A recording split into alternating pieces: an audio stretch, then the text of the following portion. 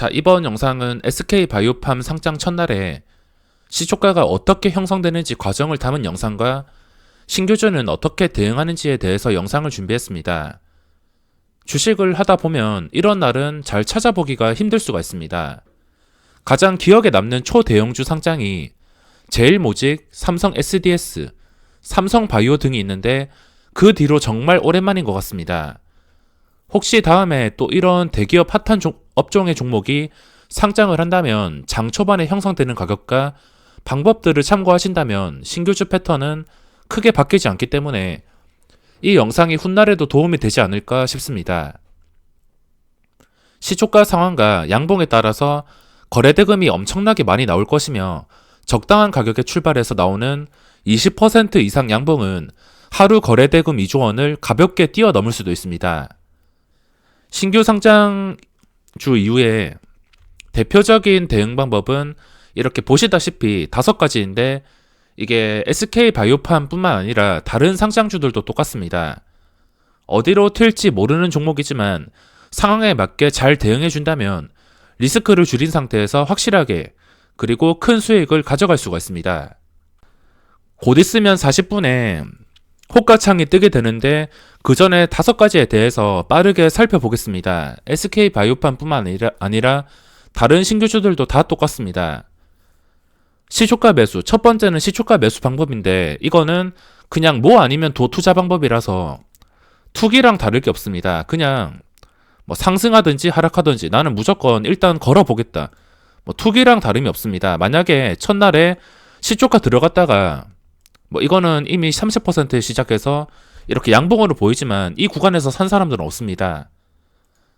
시초가 출발해서 이것도 2배 뻥튀기 이런 식으로 첫날에 0%부터 시작해서 이렇게 20% 이상 상승이 나온다면은 대박입니다. 말 그대로 수익성이 별 5개 대신에 리스크가 별 5개입니다. 매우 위험한 투자 방법이기 때문에 진짜 뭐 아니면 도 둘 중에 한 개를 선택하신다면 시초가 매수를 저는 말리고 싶진 않습니다. 하지만 제 성격상 시초가 매수는 거의 하지 않습니다. 그리고 두 번째가 확실한 상승 이후의 매매. 수익성은 좀 떨어진다 하더라도 리스크가 적게 좀 확실하게 수익을 가져갈 수 있습니다. 대표적인 방법이 변동성 완화 장치에 걸리거나 아니면은 뭐 기관의 수급 아니면 주가가 빠지지 않을 때 빠졌다가 시초가 지켜줄 때 그렇게 조금 버티는 힘이 있고 확실한 상승이 나온다면은 그때 매매를 진행해서 수익을 내는 것입니다. 세 번째는 양매수 수급을 보고 결정. 이거는 바이오팜만 해당이 되고 초대형주에만 해당이 되는데 대부분의 종목은 기관 투자자가 무조건 나갑니다. 하지만 이런 대기업주들 이런 것들은 기관 투자자가 첫날부터 들어오는 경우가 있습니다. 물론 나가야 될 기관 투자자가 많겠지만 그 나가야 될 물량들을 다 받아먹고 들어오는 그런 탄탄한 기관들이 있습니다. 그리고 외국인도 기여를 할 텐데 외국인이 아마 팔 가능성이 높을 겁니다. 삼성 SDS도 처음에 외국인이 실컷 팔다가 그 뒤부터 외국인이 작정하고 들어오면서 주가를 올렸는데 양매수 수급에 들어오기는 좀 힘들 것 같습니다. 뭐 들어오면은 당연히 리스크 거의 없이 양매수 수급을 보고서 들어가서 수익을 끌어올릴 수가 있습니다. 이런 초대형주에서는 딱 장 시작하자마자 이 화면만 보면서 수급이 어디로 흘러가는지 사모펀드 쪽에서 그리고 투신에서 매도가 나와도 그 다음 체결에 매수량이 좀 눈에 띄게 올라가는지 장 시작하고 나서 꾸준하게 매수량이 올라가는지 매도량이 더 많아지는지 이거를 확인하면서 매매를 진행할 수가 있습니다. 리스크는 생각보다 적은 편이며 수익도 그렇게 많은 편은 아니지만 조금 안정적으로 수익을 가져갈 수 있습니다. 자, 40분이 되었는데 SK바이오팜 예상 체결량이 98,000원입니다. 이 정도까지 될 줄은 몰랐는데 이 정도면은 2배 상장인 것 같습니다. 기관 투자자, 특히 외국인 쪽에서 이 외국인 보유 이쪽에서 나와야 될 물량과 사모펀드 물량 이게 나와야 될 물량일 걸 아는데 요즘에 기관 투자자가 좀 지독하게 움직이고 있습니다. 이 정도까지 될 거라고는 상상도 못했는데 보시면은 기관 투자자가 최근에 유통 가능 물량이 적은 종목들을 모조리 2배 뻥튀기 시켜서 상장하고 있습니다. 2배 뻥튀기 시키는 이유가 이렇게 40분 되자마자 물량을 엄청나게 쌓아놓고서 물량을 풀지 않습니다. 그냥 2배 상장시키고 나서 물량을 팔아도 되니까 2배 상장 이후에 그 뒤로만 매도가 나오지 여기서는 잘 물량을 풀지가 않습니다. SK바이오팜도 초대형주라서 설마 이렇게 나오나 싶었는데 이것도 똑같습니다. 최근에 상장했던 마크로밀 엠브레인 이것도 2배 뻥튀기 되었습니다. 뻥튀기 시키고 기관 쪽에서 2배 뻥튀기 된 가격에 팔고 도망가고 LET도 마찬가지. 요즘의 종목들이 다 똑같습니다.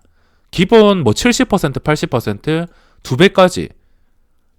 이거는 이렇게 나올 수밖에 없는 이유가 기관 투자자가 물량을 전부 쥐고 있기 때문입니다. 만약에 구주주 물량이 정말 심각할 정도로 많다면은 기관 투자자는 절대 이런 장난을 못 칠 겁니다. 하지만 이 물량을 보유한 대부분의 투자자가 기관 투자자라서 얘들끼리 단합을 했는지 모르겠지만 무조건 2배 상장시키고 나서 물량 정리하자 이런 식으로 아마 단합을 했을 수도 있을 것 같습니다.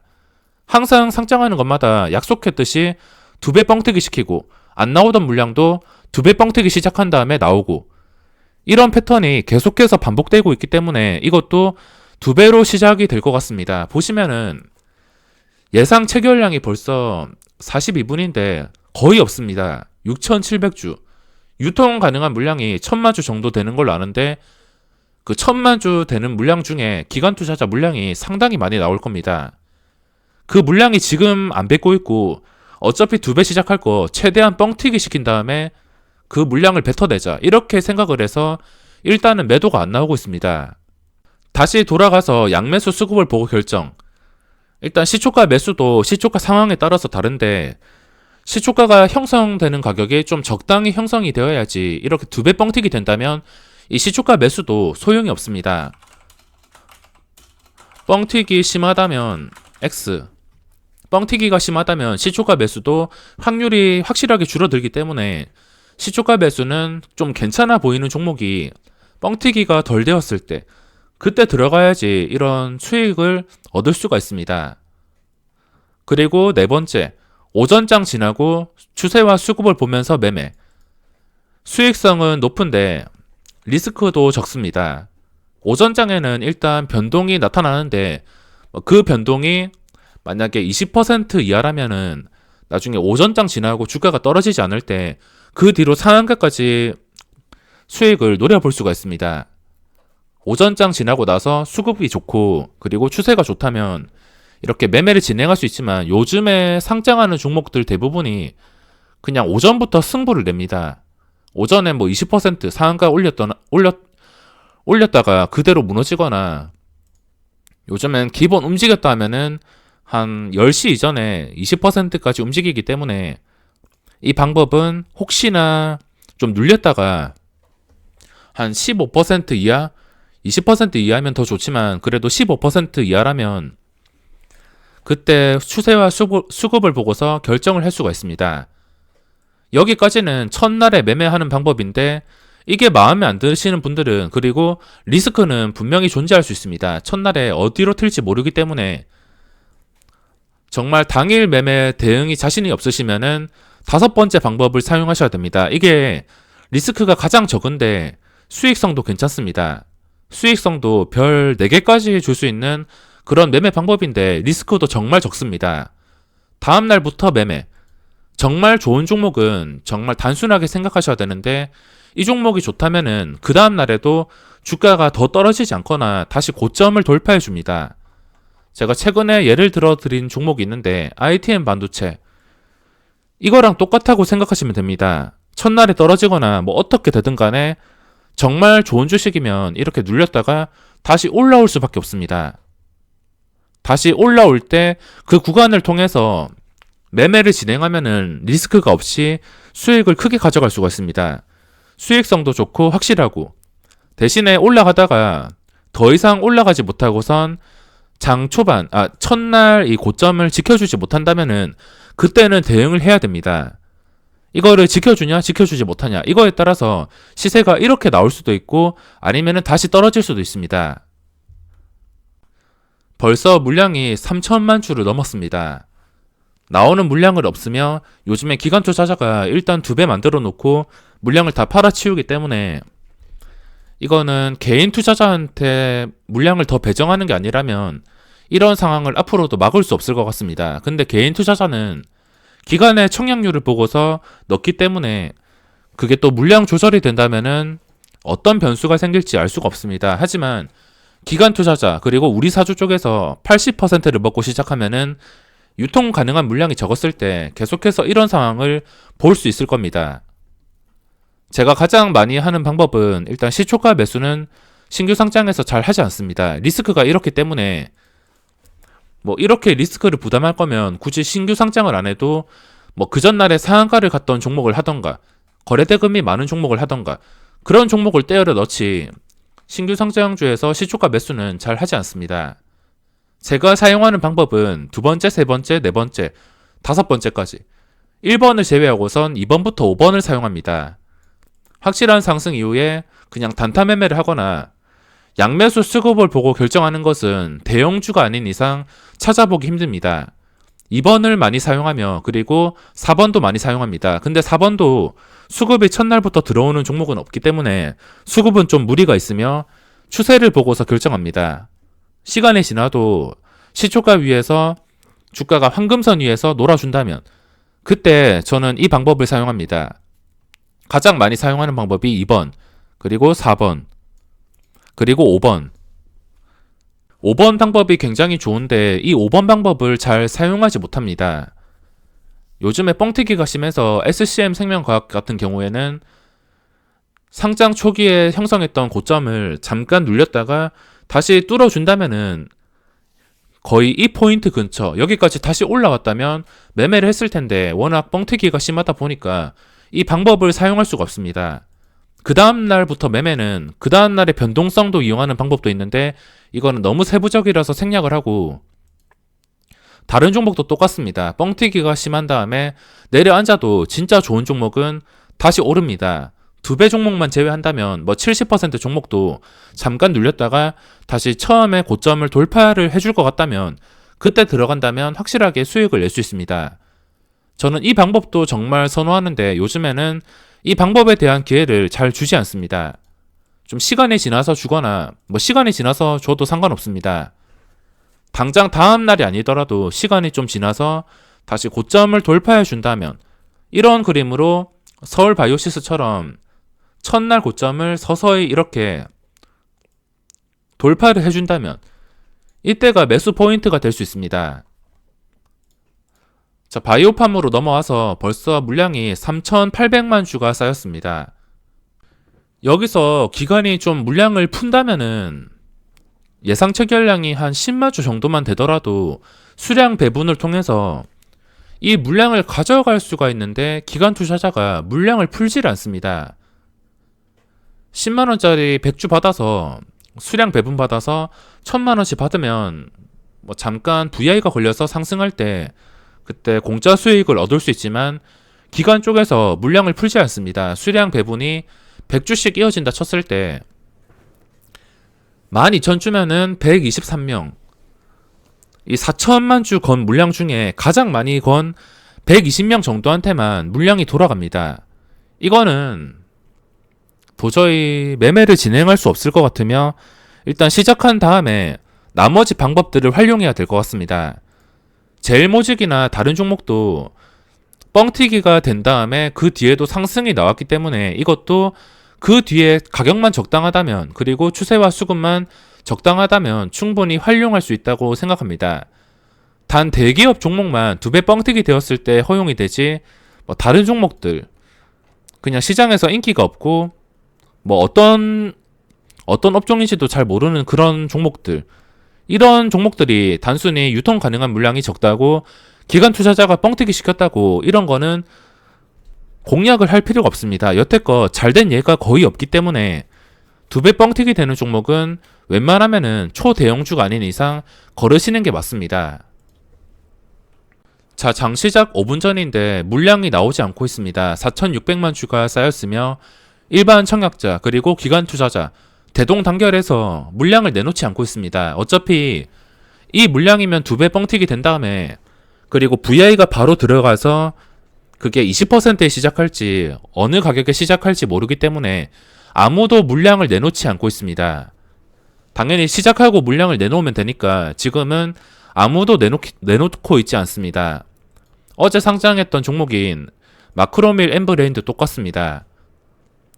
이렇게 똑같은 상황에서 예상 체결량이 아마 이 종목은 6,000주인가 7,000주가 되었습니다. 근데 점상 만들어 놓고 VI가 풀리고선 바로 점상부터 시작을 했는데 점상에 잔량이 200만 주가 걸려 있었는데 그 200만 주가 전부 매도가 나왔습니다. 당연히 이 구간에서 물량을 안 내놓고 VI가 걸리면 순식간에 이렇게 점프가 되니까 고점에서 물량을 내놓기 위해서 지금까지 물량이 나오지 않고 있습니다. 이제 시작할 것 같은데 VI가 걸리고 가격이 형성되는 것까지만 보고서 매매를 종료하겠습니다. 바이오랜드 지금 7%, 지금 다른 관련주들도 굉장히 강한 상태입니다. 케미칼 1.4, 어제 시간의 거래보다는 훨씬 더 강한 상태라 볼 수 있습니다. 과연 바이오팜이 2배 상장할까 말까 좀 궁금해 하시는 분들도 많았을 텐데 어제 좀 확신이 없었는지 관련주들이 잠깐 휘청이기도 했습니다. 초반에 휘청이다가 마지막에 좀 올라서 마감했는데 전부 다 바이오팜이 2배 상장하니까 시간의 거래보다 훨씬 높은 가격에서 형성이 되고 있습니다.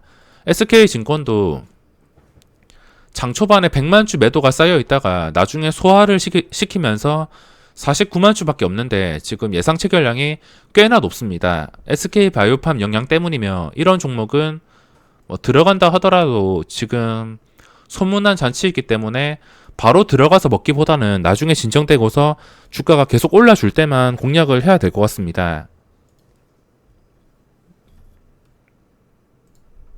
이거는 청약받은 사람이 아닌 이상은 신규 진입자는 들어가고 싶어도 못 들어갑니다. 이렇게 4조 원짜리가 한 방에 8조 원이 되는 것을 볼 수가 있습니다. 요즘 주식시장이 무슨 타짜도 아니고 뭐 마크로밀 엠브레인도 600억 받고 600억 더, 그리고 바이오팜도 4조 받고서 4조 더, 이렇게 동네 과자값도 아니고 순식간에 2배 가격에서 시작이 되고 있습니다. 분명히 이 기업에 대한 가치를 평가받은 가격이 공모가 상단에 확정되어서 꽤나 높은 가격에 평가를 받았을 텐데 그 가격보다 2배 이상에서 시작을 해서 거래가 됩니다. 이거는 어쩔 수 없는 패턴이기 때문에 앞으로도 이 패턴이 바뀌지 않을 것 같습니다. 그냥 시작하자마자 바로 VI 접근한다고 보시면 됩니다.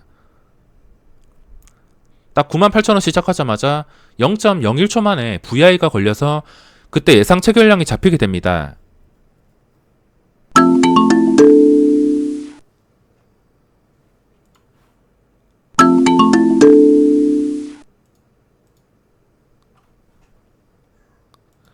바이오팜 가격 보시면 바로 VI가 걸리고 상한가에도 800, 900만 주가 있습니다.